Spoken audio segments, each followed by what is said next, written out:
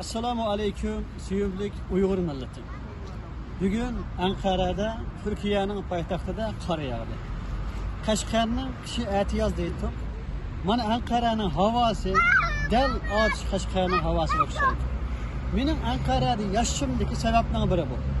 Biri Türkiye'nin paytaxti bo'lishi, boshliqlar, raislar bilan ko'rishimizga, ya'ni Uyg'ur mustaqillik da'vosimizga intayin qulay deb Ankara'da yashagan bo'lsak, yana bizse mana bu şu havasınınki, muhitinınki, vatanimizning Qashqa atışqa o'xshaganligi. Ya'ni vatanimizdan janub tarafga o'xshaganligi. Ham bu yerning ma'rif yaxshi yo'qachqa, avlodlarimiz yaxshi o'qisin, yaxshi tarbiyalasin deb Ankara'da yashagan edi. Ankara'dan butun dunyolik Uyg'urlarga salom yo'llayman. Shuning bilan birlikda bilgininglardek Ramazon davom qilib o'tadi. İnşallah 10 rahmat, 10 mag'firat, 10 jannat deydi qarindoshlar. Rahmat kunlar o'tib, mag'firat kunlarga qadam qo'yayotamiz. İnşallah Allah bütün dünyadaki Uyg'urlarni, bütün mazlum musulmonlarningki gunohini mag'firat qilib bersin. Suyimli qarindoshlarimiz, men mushu Ramazonda Türkiye'ninki hamma yerdagi, hatta dünyanın hamma yerindagi qiyinchilik qarindoshlarningki telefonlarini, salomlarini topshirib qoldim.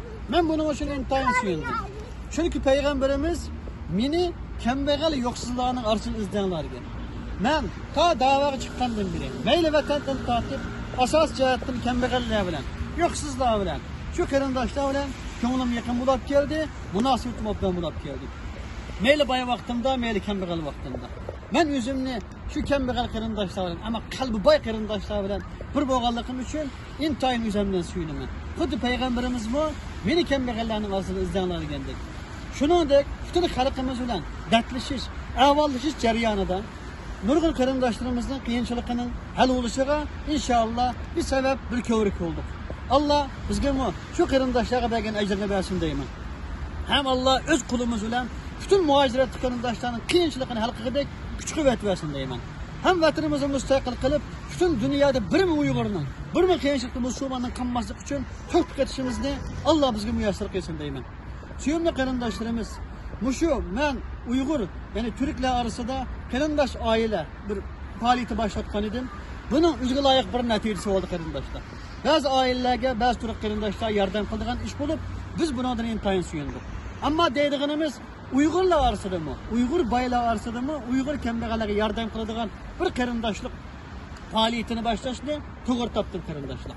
Elbette hammamiz demesin bir qarindosh, ama sözlü qarindoshlik yetmaydi. Amaliyat lazım, icraat lazım, hareket lazım qarindoshlar. Shuning uchun har bir Uyg'ur qiyinchilik va bir oilaga yordam qilaylik. Men Yevropadagi, Amerikadagi Uyg'urlarning ahvoliga yaxshi, bu Turkiyadagi qiyinchilik qarindoshlarga qo'limizdan kelgancha yordam qilib olaylik qarindoshlar.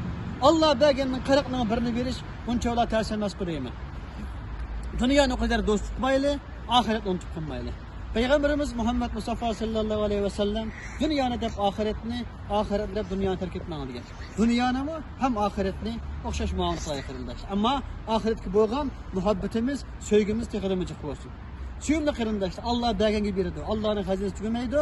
Allah mardga mard, shuning uchun mard bo'laylik, kang qo'saq bo'laylik. Hem şu Türkiye'de net uyi var qarindoshlar var ekan. Hatta 50'den 100'den uyi var, bino sağallar var ekan.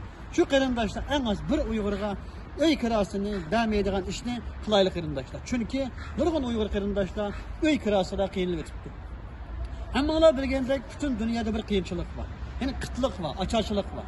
Hamma narsa o'sib ketib bordi, dunyodan baraka ko'tarilib ketib bordi. Bunun bir sebebi bizning vatanimizdagi Uyg'ur xalqimizga bo'layotgan shu zulmga dunyoning ko'z yumishi.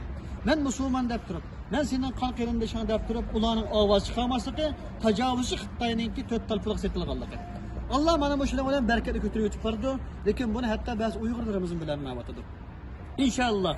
Açan bu şu Müslümanlar, bu şu kan qarindoshlar, zalimga tajovuz Xitoy qarshi chiqsa, Allah o'zigidan bu berketli berishga albatta qodir. Çünkü bizning ko'rganimizni, bizning xalqimizning yashaganini bugun butun dunyo hamma yashamasimi, azroq bo'lsin yashayotadi.